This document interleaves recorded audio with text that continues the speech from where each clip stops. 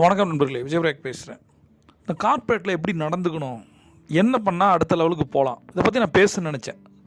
First நீங்கள் கார்ப்பரேட்டில் எந்த ஒரு கம்பெனியில் ஜாயின் பண்ணாலும் சரி, முதல் 100 நாட்கள், முதல் 3 மாதம் ரொம்ப முக்கியமாக, அதுலேயும் முதல் 30 நாட்கள் ரொம்ப ரொம்ப முக்கியம். இந்த டைம் எதுக்கு தெரியுமா? எல்லோரும் சொல்லுவாங்க ஹனிமூன் பீரியட்னு சொல்லிட்டு. எஸ்கேப் ஆகிற நாட்கள் இல்லை. என்னை பொறுத்த வரைக்கும் என்ன பண்ணணும், உங்களுக்கான ஒரு பிம்பத்தை கட்டி எழுப்பணும். நீங்கள் ஒரு ஒர்க்கஹாலிக்கு, உங்களை அடித்து யாரும் கிடையாதுன்னு சொல்லிட்டு அந்த மாதிரி ஒரு இமேஜை க்ரியேட் பண்ணணும். சரியா? எதுக்குன்னா, முதல் 30 நாள், முதல் 100 நாள் தாண்டிடுச்சுன்னா, நீங்கள் லேசியாக இருந்தாலோ, நிறைய வேலைகளை தள்ளி போட்டாலோ, அல்லது நார்மலாக இருந்தாலும் கூட மக்கள் உங்களை நம்புவாங்க. சார் அவன் செம்மையாக பண்ணுவான்டான்னு சொல்லிட்டு. அந்த இம்ப்ரெஷன் ரொம்ப ரொம்ப முக்கியம். அந்த கம்பெனியில் நீங்கள் இருக்கிற வரைக்கும் அந்த பேர் இருக்கும். சரியா? ரெண்டாவது விஷயம், நல்ல ஒரு ஃப்ரெண்ட்ஸை, ஒரு சோல்மேட்டை உங்களுடைய ஒர்க் பிளேஸில் தேடாதீங்க. அப்படி ஒருத்தர் கிடைக்கவே மாட்டார். கிடைச்சா பெரிய வரம். ஏன் தெரியுமா? உண்மையான ஃப்ரெண்டுன்னு கார்ப்பரேட்டில் யாருமே இல்லை. புரிஞ்சிங்க, எல்லாருமே ப்ராப்ளத்தில் தான் இருக்க போகிறோம். சரியா? ப்ராப்ளத்தில் தான் இருக்கோம், ப்ராப்ளம் தான் இருக்க போகிறோம். ஒரு சேலஞ்ச், ரைட்டு? அதனால் யார் வேணால் யாரை வேணால் போட்டு கொடுக்கலாம், யார் வேணால் யாரை வேணால் காட்டி கொடுக்கலாம். அதுக்கு என்ன சொல்லுவாங்க, பி ரெடி டு பி பெட்ராய்டு அப்படின்னு சொல்லுவாங்க. அதாவது காட்டி கொடுக்க தயாராக இருக்கணும் தான் கார்ப்பரேட்டில் ஜெயிக்க முடியும்னு ஒரு மேனேஜ்மெண்ட் பழமொழி இருக்குது. சரியா? அதனால் யோசிச்சிங்க. அடுத்தது, என்னென்ன வேலை, உங்களோட டாஸ்க்கோ அது என்னன்றதை புரிஞ்சிங்க, அதை ஃபுல்ஃபில் பண்ணுங்கள். எப்பயுமே நீங்கள் நம்புங்க, நீங்கள் ஒரு எம்ப்ளாயி, நாம் ஒரு எம்ப்ளாயி, அவ்வளோதான். நமக்கு ரைட்ஸ் இருக்குது அப்படின்றதான் ஒரு கட்டுக்கதை. சரியா? நமக்கு எதுவுமே கிடையாது. நம்ம எம்ப்ளாயி, நம்ம வேலை செய்ய வந்திருக்கோம், அதுக்கான சம்பளம் கரெக்டாக இருக்குது. எதுக்கு தான் நான் சொல்கிறேன் அப்படின்னா, நமக்கு அந்த வேலை பிடிக்கல, அல்லது அவங்க சாட்டிஸ்ஃபைடாக நம்மளை வச்சில்ல, நமக்கு சம்பளம் பத்தலை, நம்ம வெளில வர போகிறோம். அதே மாதிரி தான் அவங்களுக்கும். நம்ம சரியாக பர்ஃபார்ம் பண்ணல, அவங்க எதிர்பார்த்த கொடுக்கலன்னா அவங்கள தூக்கி போட்டு வேறு ஒருத்தவங்க எடுக்க போகிறாங்க. இது மியூச்சுவல் தான். சரியா? இதில் கார்ப்பரேட்டை குறை சொல்கிறது, நம்ம பண்ணுறது ரைட்டு அப்படின்றதெல்லாம் முட்டாள்தனம். பட் அதையும் தாண்டி ஜெயிக்கணும் அப்படின்னா உங்களுடைய ஸ்கில்ஸை டெவலப் பண்ணிக்கணும். எவ்வளோ ஸ்கில்ஸ் இருக்கோ, என்னென்ன வேலைகள் கற்றுக்க முடியுமோ அதை பர்ஃபார்ம் பண்ணுறது உங்களை மாதிரி யாரும் பண்ணிடக்கூடாது.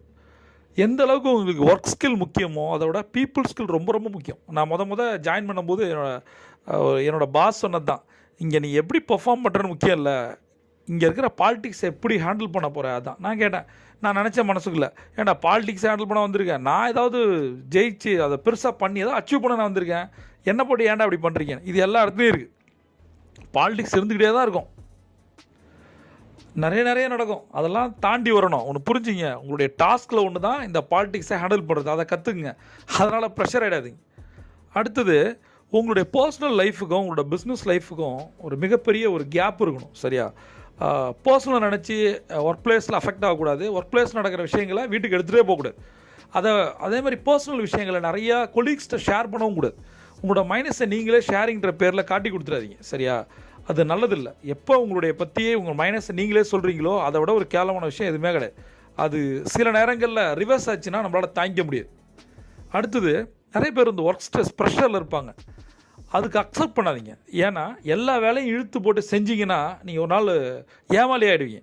நோ சொல்ல கற்றுக்குங்க, இல்லை அந்த ப்ரெஷர்லேயே செத்துருவீங்க. டெடிகேஷன் ரொம்ப ரொம்ப முக்கியம். அந்த கமிட்மெண்ட்டுக்கு ஒர்க் பண்ணுறது ரொம்ப ரொம்ப முக்கியமான விஷயம். பட் நிறைய சொல்லிவிட்டு கம்மியாக கொடுத்தோன்னா அது பெரிய சேலஞ்சை க்ரியேட் பண்ணும். அதனால் என்ன சொல்கிறது, ஓவர் டெலிவரி, கம்மியாக சொல்லிவிட்டு நிறைய டெலிவரி பண்ணணும். சரியா? அது பண்ணிங்கன்னா உங்களை எல்லாருக்கும் பிடிக்க ஆரம்பிச்சிடும். கம்மியாக சொன்னால் நிறைய செஞ்சாண்டான்னு சொல்லிட்டு, நிறையா சொல்லிவிட்டு கம்மியாக செஞ்சால் யோசிங்க. அடுத்தது, ப்ரமோஷன் வருது இல்லை, நமக்கான ஒரு பதவி உயர்வு கொடுக்கணும்னு நினைக்கிறாங்க. அது தகுதியானவங்களுக்கு மட்டும்தான் கிடைக்கும் நீங்கள் நினச்சிங்கன்னா நம்மளோட ஒரு பெரிய முட்டாள் யாரும் கிடையாது. தகுதி இல்லாதவருக்கு எப்படி கிடைக்கலாம் அப்படின்னு யோசிக்கலாம். மேபி அதுதான் கார்ப்பரேட்டாக இருக்கலாம். ஒரு ஜாதி, மதம், ஊர்காரன், சொந்தக்காரன், ஜால்ரா போடுறவன், ஜால்ரா அடிக்கிறவன், காக்கா பிடிக்கிறவன், இதெல்லாம் கூட இம்பாக்ட் பண்ணும். சரியா? ஒரு ஆன்சைட்டுக்கு ஒருத்தர் அனுப்பணும், யார் அனுப்பலாம்? டேலண்டான இருக்கவனை அனுப்பலாமா, அவனுக்கு பிடிச்சால அனுப்பலாமா, தெரில. அது டிபெண்ட்ஸ் பாஸை பொறுத்து, மேனேஜ்மெண்ட் டீமை பொறுத்துது. அதனால் சண்டை போட்டுகிட்டே இருக்காதீங்க அவன் கூடயும். சரியா? சண்டை போட நினச்சா வெளியில் வந்துடுங்க. அவன் கூட இருந்து அவனுக்கும் பிடிக்காம நீங்களும் கஷ்டப்பட எதுக்கு? சரியா? லாஸ்ட் ஒன் ரொம்ப முக்கியம். குரு சொல்கிறது தான், என்ன சொல்கிறது, இது லுக்ஸ் மேட்டர் அப்படின்னு சொல்லுவாங்க. உங்களுடைய தோற்றம், அப்பியரன்ஸ் ரொம்ப ரொம்ப முக்கியம். ட்ரெஸ் வெல், என் குரு சொன்னது சொல்கிறேன். ட்ரெஸ் வெல், ட்ரெஸ்ஸை நீட்டாக பண்ணுங்கள். ஸ்மெல் வெல், அதாவது நம்மளுடைய உடம்புலேருந்து வர்ற வேர்வை வெளியில் யாருக்கும் தெரியாது, ஸ்மெல் யாருக்கும் தெரியாது. போட்ட சட்டையை போடுறது, ஒரு மாதிரி சீக்கிரம் ஸ்வெட்டிங் வந்துச்சுன்னா அது ஸ்மெல் வெளியில் காட்டி கொடுத்துரும். அடுத்தவங்களை யோசிங்க, ரைட்டா? அடுத்தது நம்ம வாசனை வர்ற மாதிரி பர்ஃப்யூமாக எப்படியாவது நீட்டாக இருக்கிறது, நம்ம ஒரு கெத்தாக இருக்கிற மாதிரி க்ரூமிங்காக வேறு மாதிரி இருக்கணும்.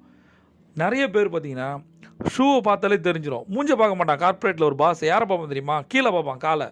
ஷூ எந்த மாதிரி வச்சுருக்கோ அதை பொறுத்து தான் உன்னுடைய ஒர்க் இருக்கும். சரி, அதனால் ஷூவை நீட்டாக வச்சுக்கிறது, டையை கட்டுறது. நிறைய பேர் கார்ப்பரேட்டில் டையை கட்டத்துனா அதை கற்றுக்குங்க. டிபெண்டபுளாக இருக்காதீங்க. சின்ன சின்ன விஷயங்கள் தான்.